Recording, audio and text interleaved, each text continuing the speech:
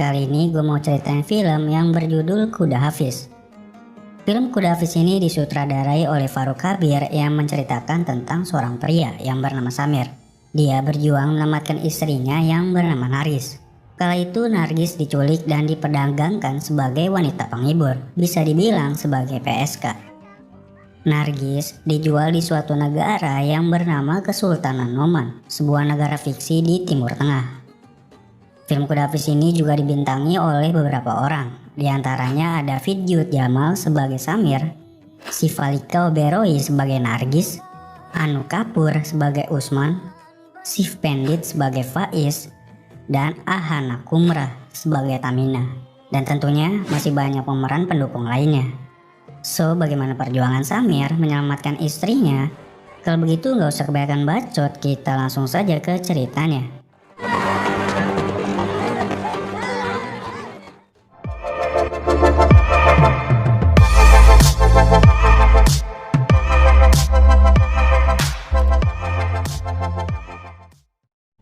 Film ini berlatar belakang pada tahun 2007-2008. Pada tahun 2007 ada seorang pria yang bernama Samir. Dia adalah seorang pengusaha perangkat lunak. Samir dan keluarganya berkunjung ke rumah seorang wanita yang bernama Nargis. Kunjungan keluarga Samir bertujuan untuk menjodohkan Samir dengan Nargis. Lalu perjodohan itu pun berhasil. Samir dan Nargis pun saling jatuh cinta. Perkenalan mereka hari demi hari semakin dekat, sampai akhirnya Samir melamar Nargis dan mereka berdua pun menikah. Setelah menikah, mereka pun hidup bahagia bersama. Kemudian pada tahun 2008 terjadi krisis ekonomi di negara India, di mana sebagian perusahaan-perusahaan di India harus menutup usahanya. Ada juga yang mengurangi jumlah karyawan-karyawannya agar tetap bertahan dalam krisis ekonomi yang terjadi. Dampak tersebut juga dialami sama Samir dan juga Nargis, di mana Samir harus menutup usahanya dan menjual aset-aset yang dia punya. Sedangkan Nargis harus rela dikeluarkan dari tempat kerjanya. 3 bulan kemudian, Samir dan Nargis berupaya untuk mencari pekerjaan di luar negara India. Samir dan Nargis menemui seorang karyawan dari tempat perekrutan pekerjaan yang bernama Nadim. Samir dan Nargis melamar pekerjaan di salah satu perusahaan yang berada di negara Kesultanan Oman, sebuah negara fiksi yang berada di Timur Tengah. Setelah menunggu beberapa hari, Nadim datang ke rumah Samir untuk memberikan informasi bahwa lamaran pekerjaan yang dilamar oleh Nargis telah diterima. Sehingga Nargis lebih dulu berangkat menuju ke negara Oman untuk bekerja. Sedangkan untuk Samir harus menunggu beberapa hari lagi. Awalnya Samir tidak rela jika istrinya pergi duluan ke negara Oman tanpa didampingi dirinya. Tetapi apa boleh buat, Samir dan Nargis sangat membutuhkan pekerjaan. Untuk sementara waktu mereka harus berpisah. Sebelum berpisah, Samir menugaskan ke Nargis untuk memberikan kabar jika sudah sampai di tempat tujuan. Kemudian keesokan harinya sambil menunggu kabar dari Nargis, Samir menyirami bunga yang dia tanam di rumahnya. Tidak lama kemudian ada telepon masuk dari Nargis. Dan Nargis pun memberikan kabar bahwa tempat kerja yang dijanjikan bukanlah tempat yang sebenarnya. Nargis telah diculik dan meminta bantuan ke Samir untuk menjemputnya. Samir yang mendengar kabar tersebut khawatir dengan keadaan istrinya yang sedang berada di negara asing. Samir mencoba untuk menelpon Nadim di tempat kerjanya, tetapi tidak tersambung, dan Samir pun memutuskan untuk langsung menemui Nadim. Samir, ayahnya, dan kakak dari Nargis ditemani sama polisi meminta penjelasan ke Nadim, dan Nadim pun menjelaskan kepada Samir bahwa dia juga tidak tahu menahu mengenai masalah yang terjadi. Nadim bilang, petugas yang seharusnya menjemput para pekerja yang dikirim dari India tidak melihat orang India yang dikirim dari tempat kerjanya. Nadim pun juga kebingungan dengan hal itu. Lalu polisi yang berada di situ memberikan info bahwa hilangnya Nargis berada di negara asing, yaitu di negara Oman. Maka dari pihak keluarga harus meminta bantuan ke kedutaan besar India yang berada di Oman dan meminta bantuan dari pihak kepolisian setempat untuk menyelesaikan masalah yang terjadi. Samir pun meminta ke Nadim untuk memberikan informasi nama, alamat, dan nomor telepon perusahaan yang menerima Nargis. Dan Samir juga meminta Nadim untuk diberangkatkan ke negara Oman. Singkat cerita, Akhirnya Samir pun pergi dengan seorang diri ke negara Kesultanan Noman. Setibanya Samir di negara Noman, Samir menumpangi sebuah taksi milik seorang pria yang bernama Usman Hamid Ali Murad. Nantinya Usman ini membantu Samir untuk menemukan istrinya yang hilang di negara Noman. Samir meminta Usman untuk diantarkan ke sebuah toko. Samir ingin mengganti nomor teleponnya dengan nomor telepon negara Noman agar bisa menghubungi nomor telepon yang diberikan sama Nadim. Namun setelah Samir mencoba menghubungi nomor tersebut tidak bisa dihubungi. Lalu Samir mencoba meminta bantuan ke Usman untuk mengantarkan ke alamat yang diberikan sama Nadim. Tetapi kata Usman, alamat tersebut tidak pernah ada di negara Noman, yang artinya Samir telah ditipu oleh Nadim. Kemudian Samir dan Usman pergi ke kantor polisi. Di kantor polisi, Samir mendapat info bahwa Nadim telah hilang alias kabur. Samir pun meminta polisi setempat untuk membuat laporan tentang orang hilang. Dan polisi menjelaskan ke Samir bahwa peraturan di negara Noman, jika ada orang asing yang hilang, harus mendapat verifikasi dari kedubes besar di negaranya. Dalam kasus ini berarti Samir harus mendapat verifikasi dari kedubes besar India untuk mengajukan laporan orang hilang ke polisi setempat. Kemudian Samir dan Usman mendatangi kantor kedubes India di Noman. Samir bertemu dengan pegawai kedubes India yang bernama Sonia. Samir pun menceritakan kasusnya ke Sonia. Setelah mendengar kasus Samir, Sonia menjelaskan bahwa kasus Samir cukup serius dan yang bisa menangani kasus tersebut adalah pejabat tinggi di kedubes India. Dan Samir pun harus menunggu beberapa hari untuk menerima bantuan dari kedubes India. Selagi menunggu kabar dari kedubes India, Samir yang sedang bersama Usman kepikiran tentang nomor telepon yang digunakan sama Nargis saat menelpon Samir pada waktu lalu. Samir berencana untuk mencari informasi mengenai nomor telepon yang digunakan sama Nargis. Samir pun mendatangi kantor penyedia layanan telepon untuk mencari data informasi mengenai nomor telepon yang dia dapat. Samir mendapat data informasi bahwa nomor telepon tersebut didaftarkan atas nama Shirazi. Lalu Samir meminta alamat yang didaftarkan kepada petugas layanan tersebut. Setelah Samir mendapatkan alamat dan nama orang yang terdaftar di nomor telepon tersebut, Samir pun mencoba mencari orang yang bernama Shirazi dan alamat dari informasi yang dia dapat. Ketika Samir sudah menemukan alamatnya, ternyata Samir tidak menemukan orang yang bernama Shirazi.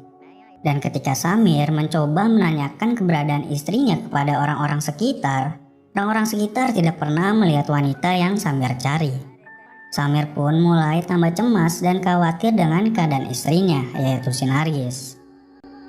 Kemudian Samir yang belum bisa menemukan Nargis, yaitu istrinya, Samir meminta bantuan ke Usman. Usman pun membantu Samir dengan menanyakan temannya tentang orang yang bernama Shirazi. Dan ternyata Shirazi adalah seorang mucikari, orang yang menyediakan atau menjual wanita-wanita penghibur.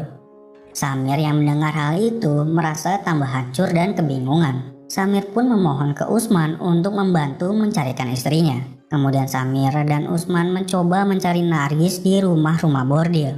Di tempat pertama, Samir dan Usman mencoba melihat-lihat wanita yang disediakan. Namun mereka tidak menemukan Nargis di daftar wanita yang disediakan.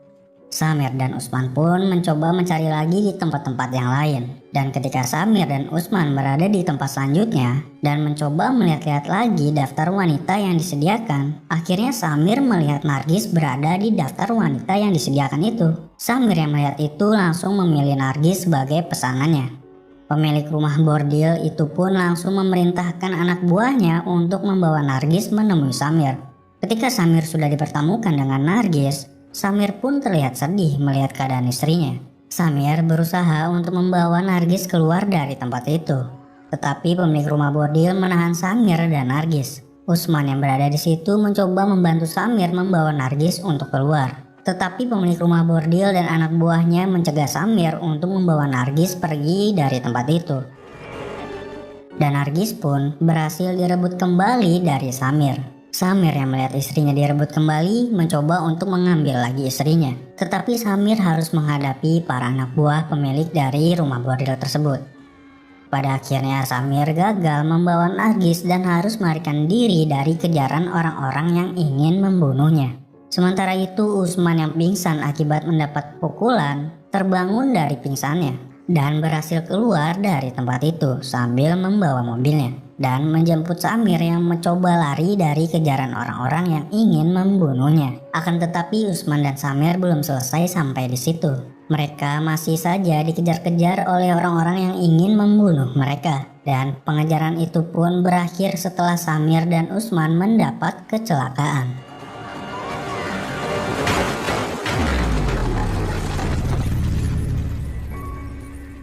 Kemudian setelah kejadian itu, pejabat tinggi dari Kedubes India yang bernama Misra datang menemui Samir. Misra meminta Samir untuk menceritakan apa yang terjadi pada dirinya. Setelah Misra selesai menanyakan kasusnya Samir, Misra menemui seorang pria yang bernama Faiz. Tujuan Faiz datang dan bertemu dengan Misra untuk membahas kasusnya Samir. Faiz ingin menginterogasi Samir terkait tuduhan kepada Samir bahwa Samir adalah warga asing yang membuat keributan di negara Noman dan dicurigai sebagai orang asing yang mau menyusup di negara Noman. Dan pada saat proses interogasi, Faiz mendapat info dari anak buahnya. Seketika Samir langsung dibawa ke suatu tempat yang jauh dari kota. Samir tidak sendirian. Samir dan beberapa tahanan dibawa ke suatu tempat dan pada saat di tengah jalan, Samir dan para tahanan yang lain berhenti untuk menjalankan ibadah sholat wajib. Samir yang tidak ikut sholat melihat kesempatan untuk kabur. Samir yang melihat ada pistol mengambil pistol tersebut dan menembaki beberapa orang termasuk Faiz. Anak buah Faiz yang berhasil kabur dari serangan Samir berhasil menembak mati Samir. Dan itulah hanya bayangannya Samir saja. Kejadian itu tidak benar-benar terjadi. Karena kalutnya masalah yang dihadapi sama Samir, Samir hampir saja kepikiran akan melakukan apa yang dia bayangkan. Setelah kejadian itu tidak terjadi, Samir dibawa ke markas ISA. Samir mendapat dukungan dari pemerintah Noman untuk menindaklanjuti kasus yang dihadapi sama Samir. Samir dibantu sama Faiz dan seorang wanita yang bernama Tamina. Lalu mereka pergi ke bandara untuk melihat rekaman CCTV saat Nargis tiba di Noman. Terlihat pada saat Nargis sampai di Noman, Nargis dijemput oleh orang yang tidak dikenal. Sementara itu, akibat kerusuhan yang terjadi pada rumah bordil yang dikunjungi sama Samir, rumah bordil tersebut memindahkan aset-aset mereka, yaitu para wanita yang dipekerjakan ke suatu tempat menggunakan mobil truk. Dalam truk terdapat istrinya Samir yaitu Nargis sedang membayangkan masa-masa indah saat bersama Samir, di mana pada saat mereka melakukan upacara pernikahan yang begitu bahagia dan keseharian mereka setelah menikah.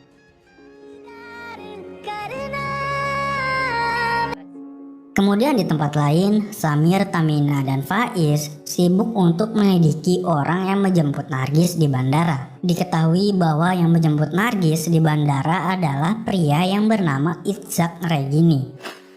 Regini adalah seorang kepala koordinator model luar negeri yang cukup terkenal. Faiz dan Tamina akan mengawasi Itzhak Regini untuk menyelidiki keterlibatan dia dengan penculikan Nargis. Di lain tempat, Itzhak Regini mendapat telepon dari seseorang untuk membunuh Nargis agar menyelesaikan semua masalah yang terjadi.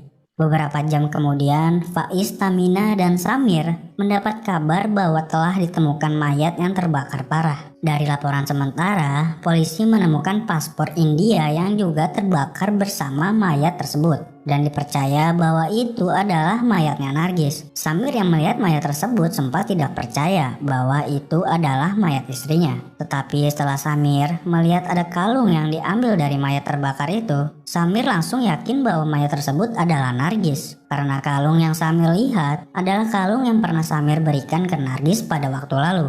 Dan akhirnya dengan berat hati, Samir harus memakamkan istrinya dan merelakan kepergian istrinya untuk selamanya. Setelah pemakaman selesai, Samir dan Faiz menuju ke bandara. Sebelum Samir pulang ke India, Faiz memberikan kompensasi untuk Samir.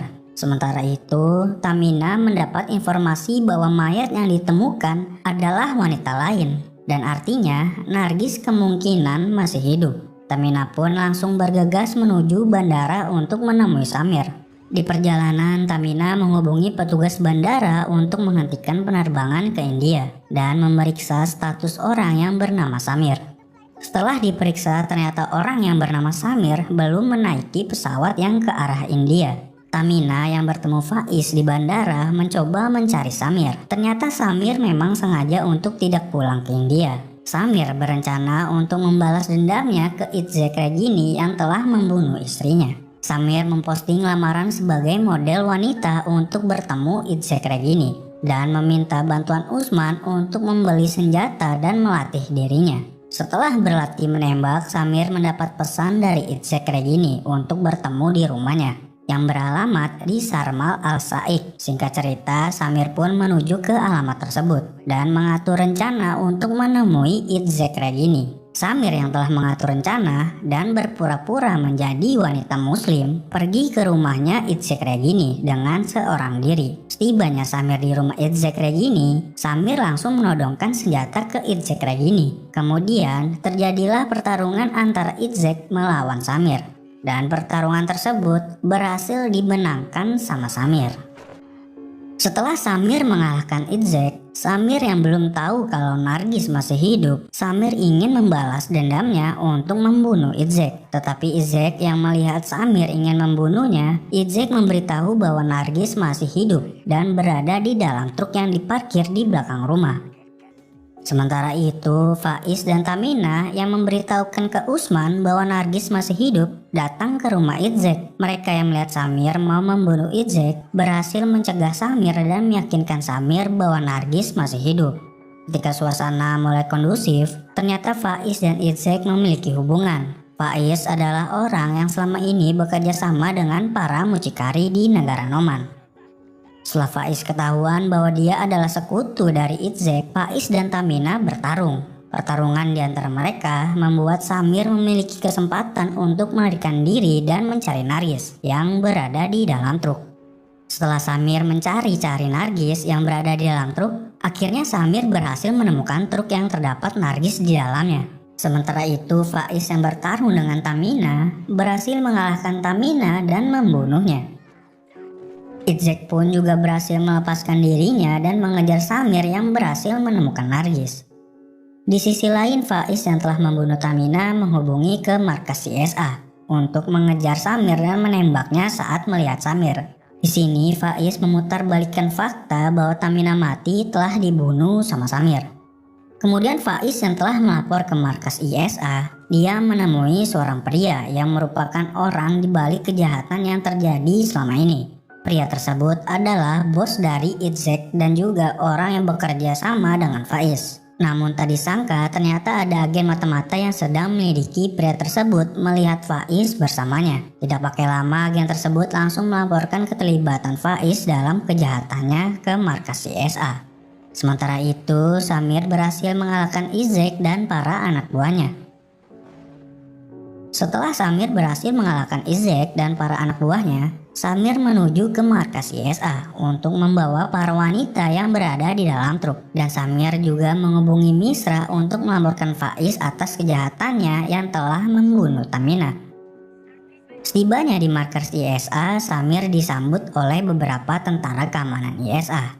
Dan Samir pun dibawa masuk ke dalam markas ISA untuk menemui komandan tertinggi di markas ISA. Sementara itu di ruangan komandan tertinggi, Misra selaku wakil dari kedutaan India mengadakan rapat bersama komandan ISA. Di dalam rapatnya, Misra memohon untuk membebaskan Samir dan membiarkan Samir untuk menjelaskan kronologi yang sebenarnya. Karena laporan yang dibuat sama Faiz berbeda dengan laporan yang mau disampaikan sama Samir. Akhirnya karena komandan ISA telah mendapat laporan dan melihat bukti bahwa Faiz telah terlibat atas kejahatannya, komandan ISA akan menemui Faiz. Sementara itu di luar ruangan komandan tertinggi, Faiz hampir saja menembak mati si Samir.